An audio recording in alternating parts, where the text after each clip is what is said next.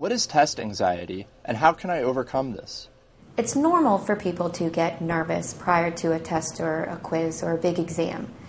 But getting nervous to the point where it's affecting your performance on a test is test anxiety. This can be a problem because even though you've prepared for a test, you may not perform to the best of your ability. A couple of things that you can do to help avoid this situation is to be prepared initially. Be confident in what you've studied. Get to a point where you are able to answer the questions automatically. This way, you can be confident going into the test. Another thing you want to do is, oftentimes, if you haven't experienced as much success on tests, it's very easy to walk into a test and think, I'm not going to do well on this. There's no way I can do this. Math is totally not my subject. How am I going to do this 6-page exam? And it can be very intimidating. It may sound a little bit silly, but instead, I want you to erase any negative talk that you have before you walk into that exam room.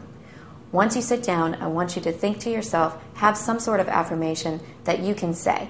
Say, I know I studied, I know this material, I know that I'm going to do as well as I can do, and make sure that you keep that positive talk during the exam. Another thing that can cause some anxiety is when you first look at the exam, maybe the first question or two happen to be the ones that you don't know right away. And then you get that feeling, oh gosh, I don't know the material, I knew I wasn't going to do well. Instead, don't worry about it. Circle those questions, skip them, go to a section that's easier for you, that you know the questions, and then after you've gotten those down, go back to the ones that you had difficulty on initially. Another thing that students say can cause anxiety for them is the speed at which all of the other students in the classroom finish their exam. Students are going to finish exams at different times. Some people work faster, some people that may be their strength.